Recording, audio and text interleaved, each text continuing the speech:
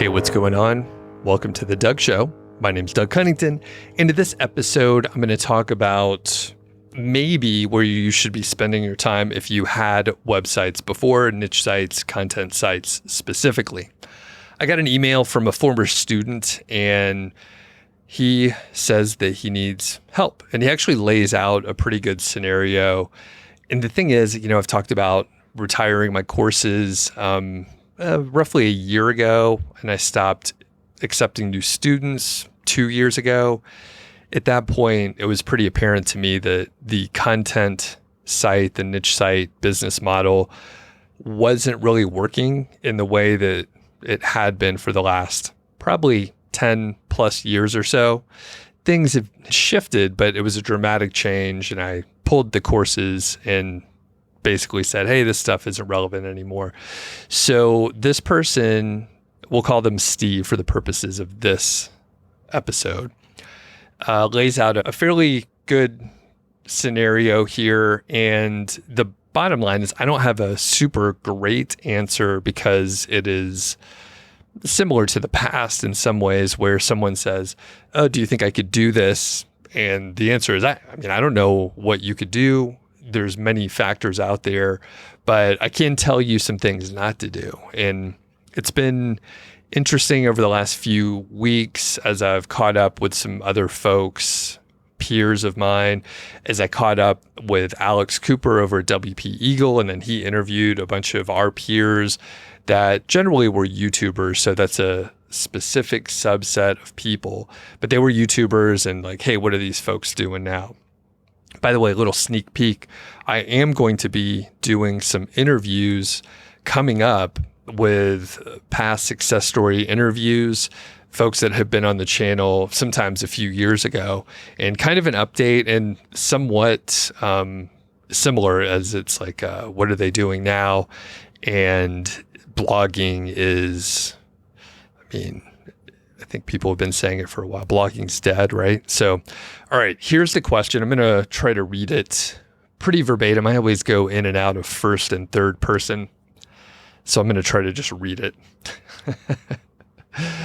But keep an eye out for those upcoming episodes. Because of my publishing schedule and my travel schedule and other stuff, I will be working ahead a little bit. And over the last several weeks, I have not been, and I'm literally recording it just a few days before I publish, which has been rare. But now that I don't have Callie producing for me and I'm doing this myself, I could do it in a shorter time frame because I'm doing less editing and such. Okay, here's the email from, like I said, I made up his name, is Steve for today.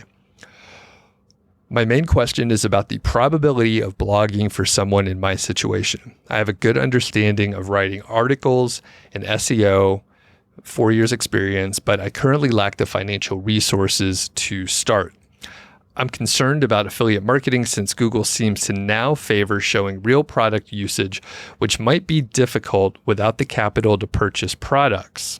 Additionally, video content is becoming increasingly important, but as I'm not from a tier 1 country, I worry about building trust with viewers, and hiring talent from those regions is quite expensive. I'm also hesitant to invest 6 months in writing only for Google to potentially de-rank my content again, wasting valuable time. While I'd love to reach my previous earnings of $4 to $5K per month, I'm currently quite confused and want to avoid risky ventures. Given your industry experience, do you think I can create a website that consistently earns $300+ per month to cover my expenses? Perhaps I could then scale it or build other sites. What are your thoughts on focusing on, quote, old school article writing where the reviews are high quality and sound as if I've personally used the products? I've been through a tough period, losing my focus and most of my savings. The biggest reasons for my past struggles was lack of consistent guidance. I've had some excellent sites, but never progressed to selling my own products. I've experienced success with blogging, and the job market in my country doesn't offer comparable compensation. I'm truly seeking your guidance on what path I should take. Even if it's challenging or not highly profitable initially, any advice on how to build a consistent $500 per month would be invaluable. Even if it's challenging or not highly profitable initially, any advice on how to build a consistent $500 per month at least would be invaluable. I'm currently taking a data science course, but I'm always ready to dedicate myself to blogging. Eagerly awaiting your answer. That was tough for me to read. It was actually well written, but I just had a hard time reading it for some reason. I don't know if my brain's slow today or if I need to wear reading glasses and stand closer to the monitor. Actually, maybe that's it. It's a little bit hard to read. But anyway, overall, like I said in the beginning, I don't know if I have the answer because essentially there's all these business models out there that potentially could work to earn $500 per month. It was interesting to hear from the folks that Alex Cooper at WP Eagle interviewed, because there were some people that basically were like, yeah, I kept building my sites and I have a YouTube channel that kind of feeds into it. I think maybe Chris mentioned this. I can't remember exactly who it was, but I'll link up so you can check out the video. Anyway, essentially, people that maybe still have content sites are earning money, but they're getting traffic from other sources. So Facebook or Pinterest or YouTube or something like that. Overall, though, I would say, and the main question here, do you think I could create a website that consistently earns $300 per month? You probably can. It is probably unlikely, though.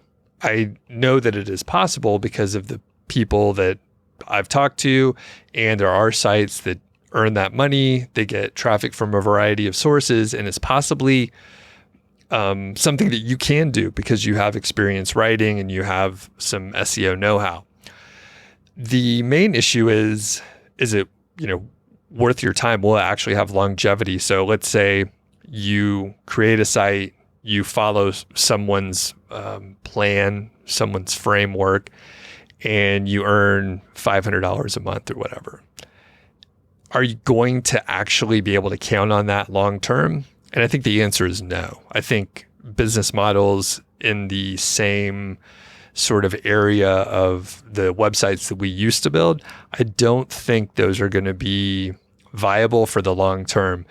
If you're just starting out, which you're not, if you're just starting out, then you can learn a lot of stuff by maybe you start a website and you can learn all these different pieces. It's something that I've talked about a lot. Like if you try to do really any number of business models, drop shipping, let's say you do affiliate marketing, let's say you do some SEO thing, maybe the Etsy digital printables, let's say you get into graphic design and maybe you do some freelance stuff, any sort of like thing that you could do to earn money online, you're going to learn skills. You're going to learn several things in different areas. And that's not a bad thing when you're first starting out. Steve, because you're not first starting out and you have a few years experience, you're not going to learn as much by installing WordPress and playing with some plugins and that sort of thing. You're just not going to get as much out of it. So with that said, I am not 100% sure where you should focus your time. As I've mentioned on previous episodes, and I think Steve, perhaps you haven't listened to the last several episodes that I've published, but I've talked a lot about scammy business models. I've talked about people that are maybe sharing things that aren't universally true, or they're not telling the full story of like all the work that they're actually doing.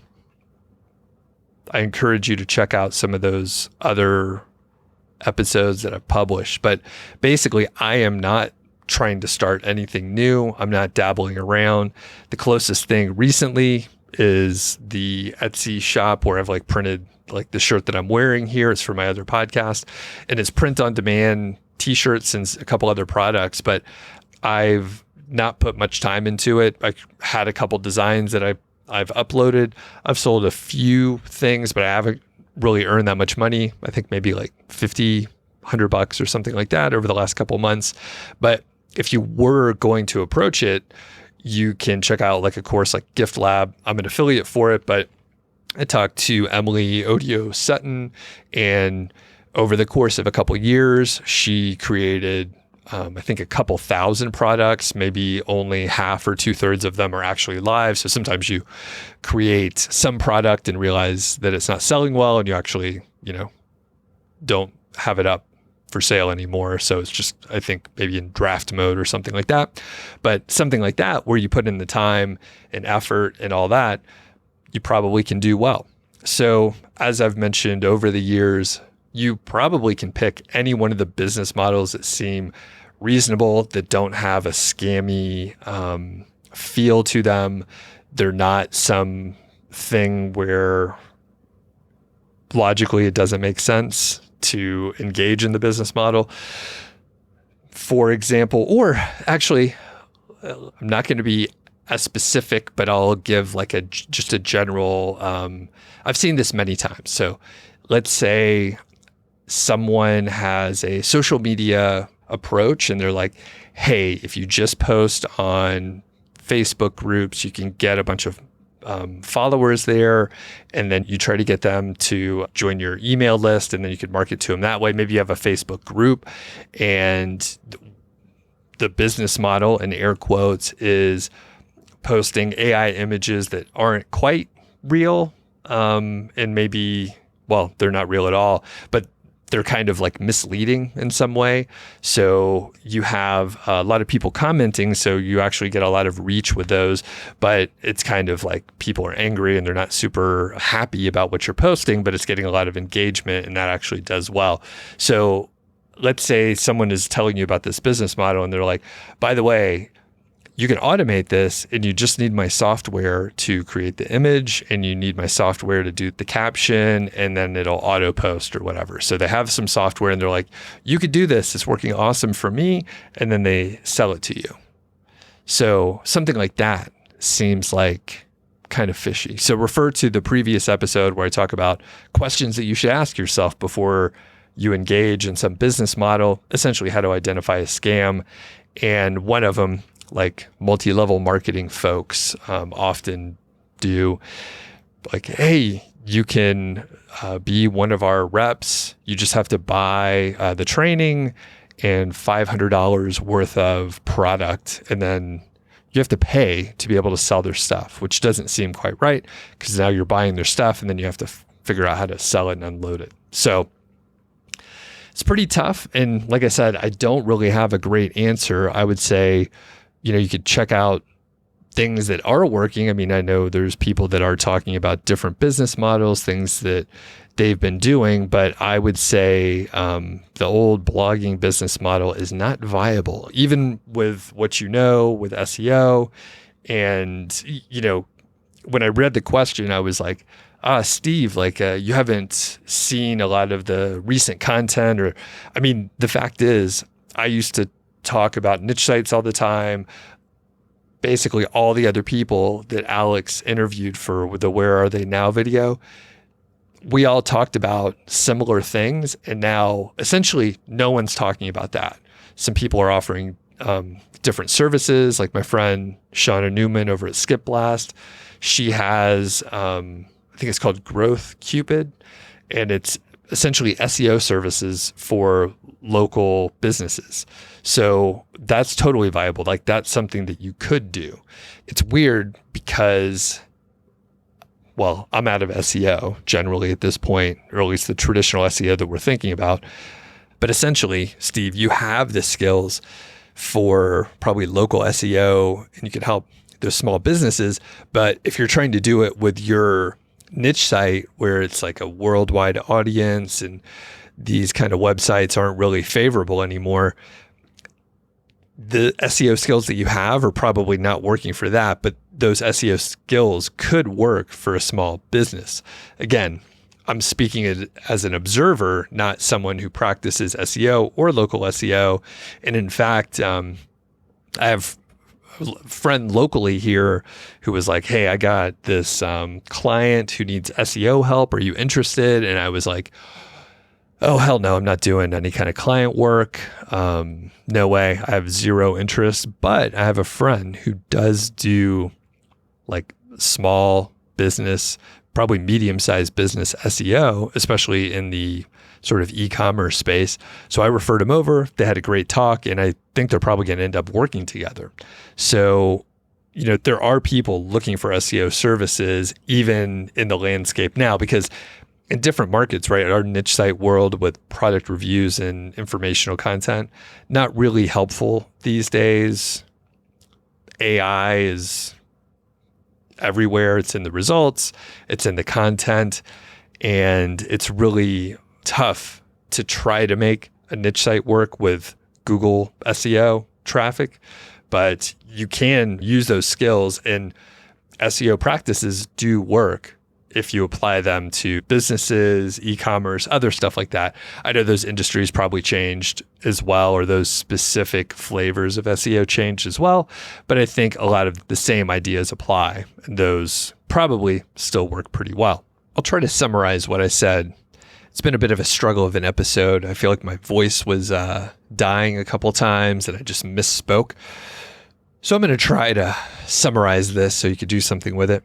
I'm not sure why my throat is a little bit scratchy today, but it is, unfortunately. So, in summary, Steve says, I seek your guidance on what path I should take, even if it's challenging or not profitable in the beginning. How can I earn $500 per month? The answer is, unfortunately, I don't know. I will give you similar advice to what I told people years ago. Find someone who is presenting content that you find trustworthy, and they're sharing a specific business model that seems to line up with what you are interested in. You don't need the skill set yet. You can learn whatever it is they're trying to teach, and make sure they're trustworthy. Make sure you like them. And I would say you could dabble and look at that business model to see if it's something that you're interested in and you want to do. Because of how quickly things are moving these days, I wouldn't have a lot of confidence in a few business models that, maybe they sprang up really quickly and then they maybe have a quick route to earning a lot of money or getting a lot of views or success or whatever the metric is. If anything is like a little too fast and too easy, I'm often a little bit hesitant to spend time on those, because a couple things, it seems volatile, right? If you could be successful super quick, that is a little bit of a red flag. And it also means that other people could also be successful really quick and then probably take your spot. It's not always a one-for-one situation. Sometimes it's just a growing industry. So that's one thing to think about. And look out for scammers. Again, refer to the previous episode. The other observation, and it took me a couple of years to see this and really confidently give it as advice. The things that end up working out, usually they kind of click for you quickly. So not everything is like that, but when I started on niche sites, I didn't do a really good job on like the purely informational sites with AdSense. Again, this was 12 years ago in 2013. I didn't do that well with those, but as soon as I started with product reviews and Amazon affiliate marketing specifically, that worked really well very quickly for me. And it came more naturally than the purely informational approach that I was learning from with AdSense, informational websites specifically. So I leaned into that a little bit more. With my courses, same deal. I was able to launch a course fairly quickly with paying students that prepaid, and that worked as well. There were several other business models that I tried out and it didn't quite work, and I just moved on. It doesn't mean like AdSense doesn't work. It's just, it didn't click for me early. So the takeaway here, and I've heard this from other people now, is like, yeah, when I started doing print on demand and stickers, that worked immediately. I'm just making up that example, by the way. So once they once they tried something, it pretty much worked right away. They clicked with it in some capacity and they were like, oh, wow, this works a little easier than I thought. This may contradict what I mentioned before, where it's like, look out for the flash in the pan type business models, but you can look at maybe directory sites. So directory sites are not a flash in the pan. We've heard about those since the beginning.